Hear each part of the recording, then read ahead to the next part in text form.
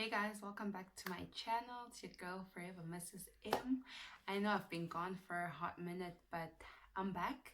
I hope we'll get back into the consistent uploads like I had been doing before. I hadn't been feeling too good, work pressure, and I've just been fatigued because of work. But I literally just got off work. I got home and I decided to record this video. So it's going to just be a chit chat. I'm just going to talk to you guys. So I did like two things. I did an Instagram ask me anything, and then actually somebody actually asked me to talk about the roora process, like when you get married or when your bride price is paid, and what my experience was with that. And sorry, I'm out of breath. I've been for the last 20 minutes I've been trying to set up this camera and I was having trouble. So actually, the questions that I have, just looking at my phone, they're not many. So I think I'm going to talk about my roora experience and how that went. So backstory, I've talked about this before. I dated my now husband since 2015 in September. So that's 2015, 16, 17, 18. And in 2019 he proposed on his birthday. The proposal video is on my channel. You guys can search it, or I'll try to link it down below. And so I was basically engaged for 10 months before the roora process, because now what happens is when you get engaged in our Zimbabwean culture, it's basically like, or in any culture, you become an official girlfriend, right? So what happens is now you have to start the introduction processes if you haven't done those already. So I had met mom and dad unofficially. Like I met dad at his brother's wedding and I met mom at his graduation in 2016. So but then this was now different. Although we knew each other and we were talking, we exchanged numbers and we were talking, and there I wasn't like an official girlfriend because I hadn't been introduced as an official girlfriend. I had been introduced as a friend at his party, but you know, people like they know like this is his girlfriend. So basically we started the process in, I think we started talking about it seriously in September 2019, because you know there's always logistics around meeting the family. Like when you meet the family officially, actually you're not supposed to meet the parents until when you go and see the family home, or what we call kona musha. So what you do is you go through your side of the family, you see your side of the family, and then you go through his side of the family where you see his side of the family. So basically what was involved was seeing anatete, or the aunties. Like he had to meet my dad's sister, but then he couldn't because then she was far away. So he met all my grandmothers, and then on his side I met his dad's sisters, his what else did I meet for the official meetings? It was his dad's sisters, oh, and his mom's brothers. And so yeah, that was basically it. So there's a lot that goes into traveling, because then people are like all over. Like some of my grandmothers are in Masvingo, some of them are here in Harare, and some of his uncles are in Masvingo. But we had a bit of convenience because his uncles, one of them was in Masvingo and one of his dad's sisters was in Masvingo, and I had two of my grandmothers in Masvingo. So when we went to Masvingo, we were able to see 4 people in the family.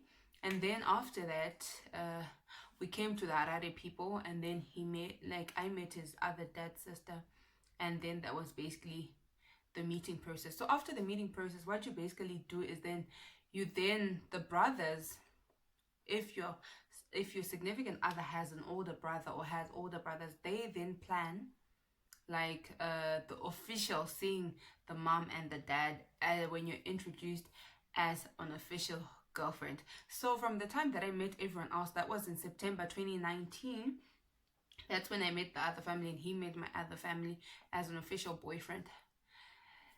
And then the time I got to meet his mom and dad officially was in February. I remember it was February 15, 2020. Yes. So basically we had September, October, November, December, January, February. So 5 months later is when I met the parents officially, because there was a lot of things going on.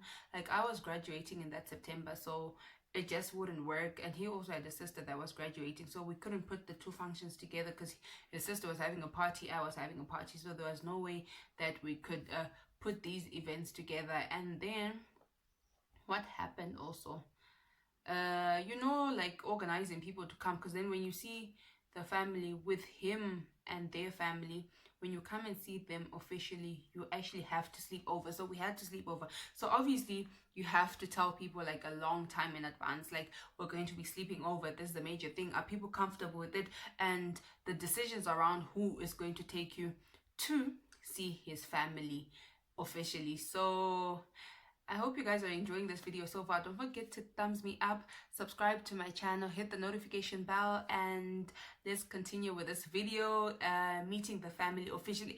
I hope I will insert pictures. I hope I still have pictures of when I met the family officially. We took some.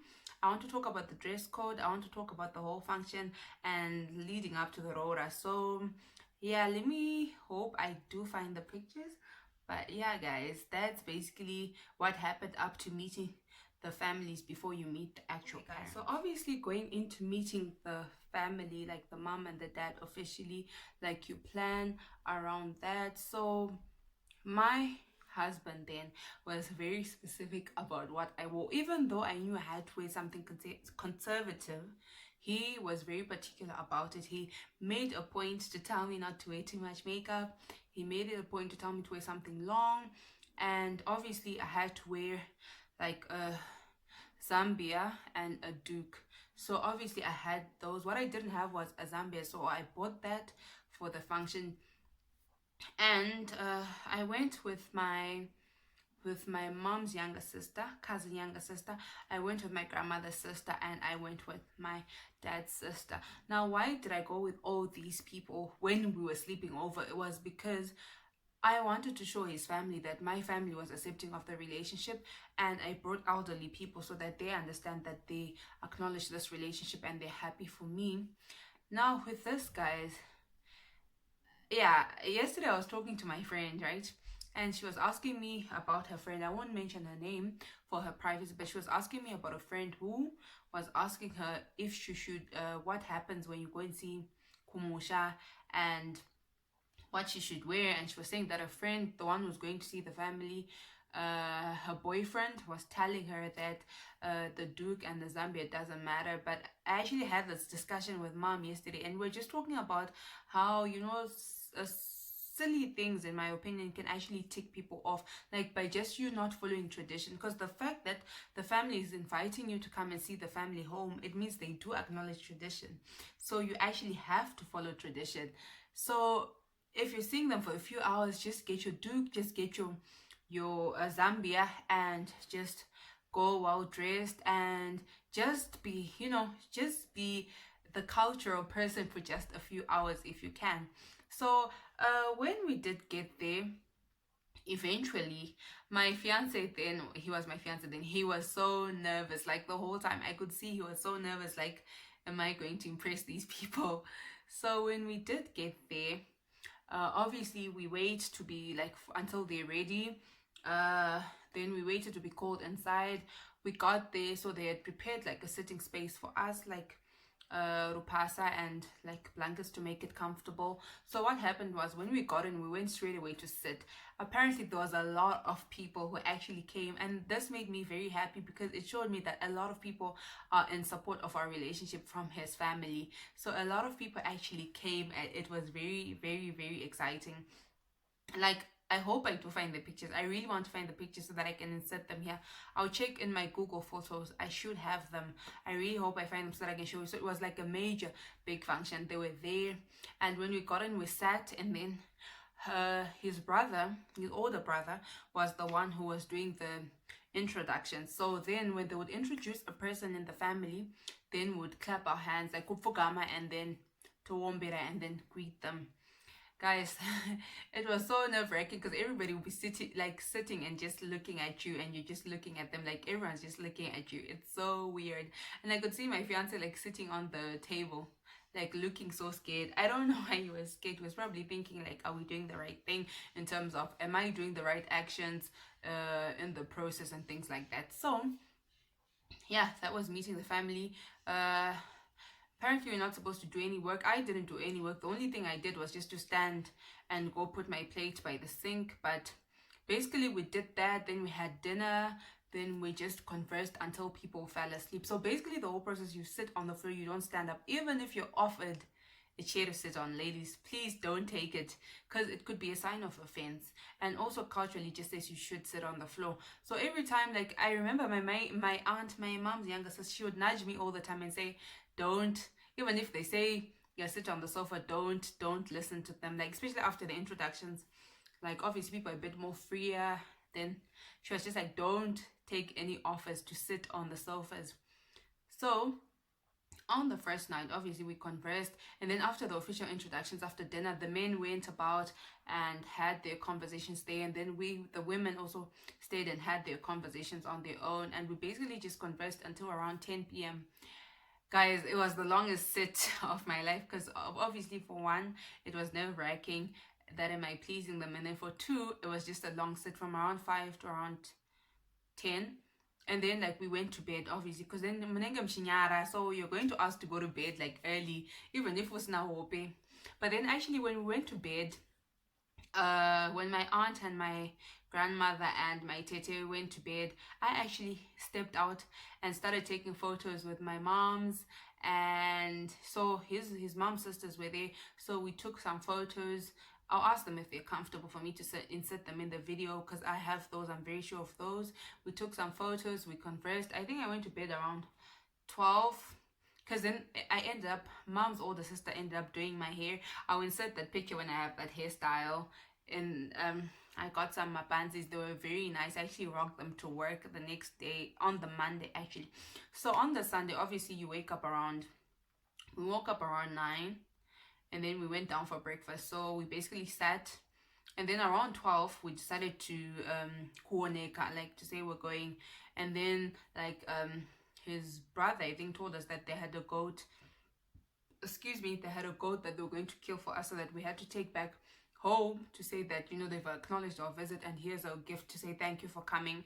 So waited for that goat to be slaughtered, and then after the goat was slaughtered, it was packed, and then we were on our way home, and we went home. So obviously basically after this process, what happens, what I'm going to explain to you now is the actual planning the roora process and getting to the roora. And this is like very exciting, guys. I hope you're enjoying this video so far. Don't forget to give me a thumbs up. I'm reminding you again, don't forget to give me a thumbs up if you enjoy story times and if you enjoy hearing my experiences, so that I can do more of these. Okay, so the last part of my story time is actually getting to the actual roora.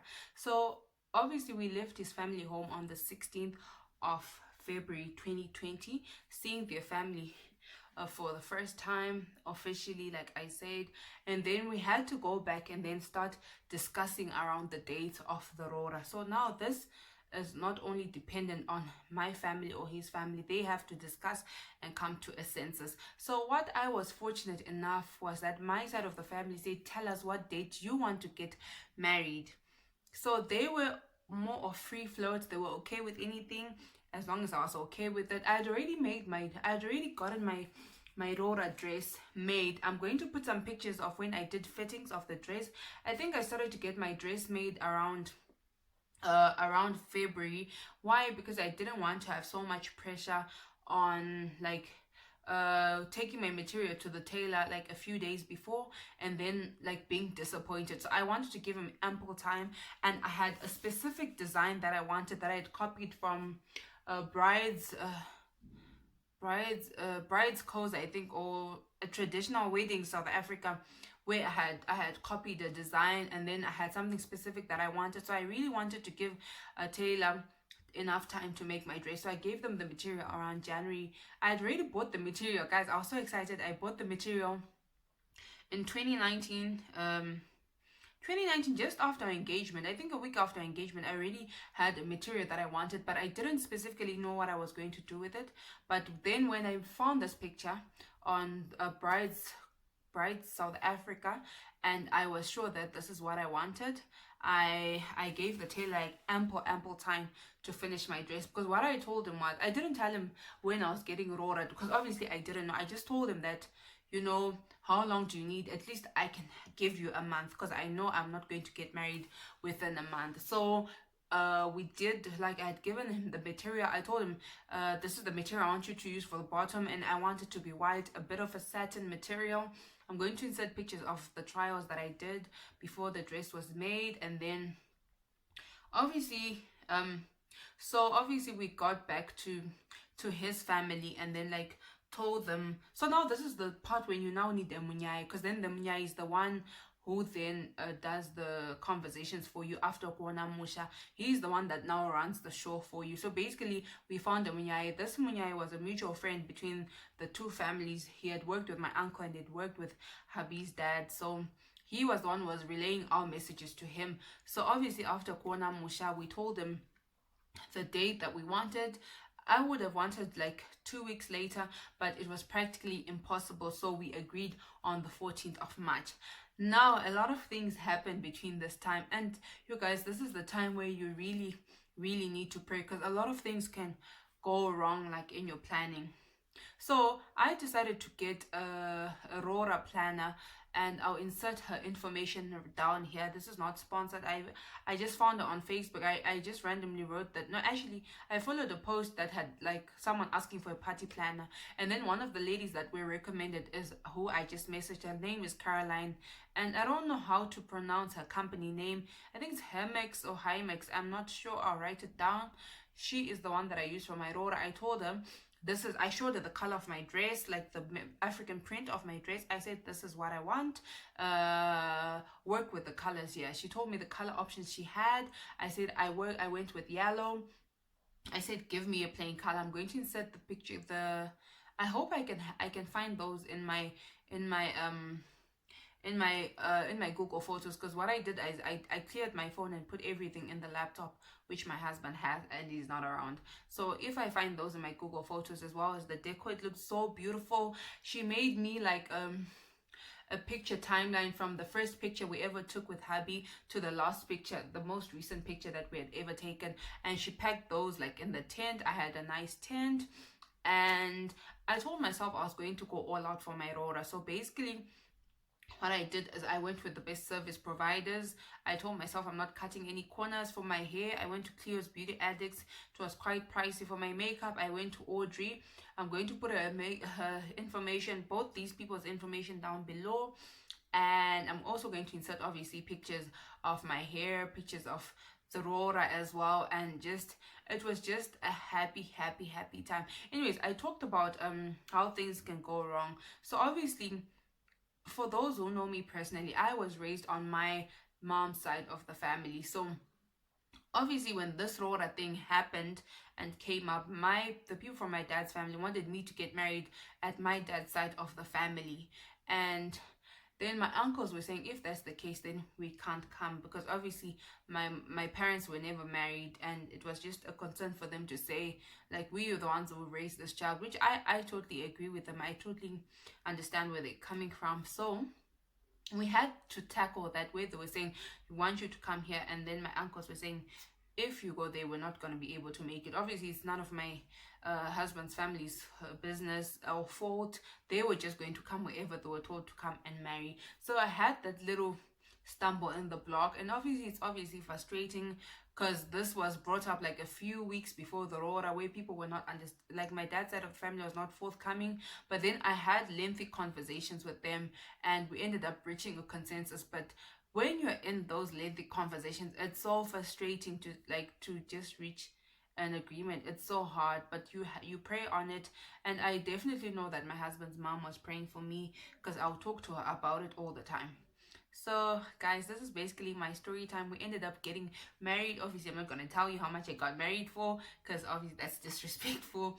But yeah, we ended up getting married on the 14th of March 2020. I'm going to put pictures down below. I'm going to put little clips for you guys to see. I really hope you enjoyed this video, and I'll catch you in my next one. Peace out.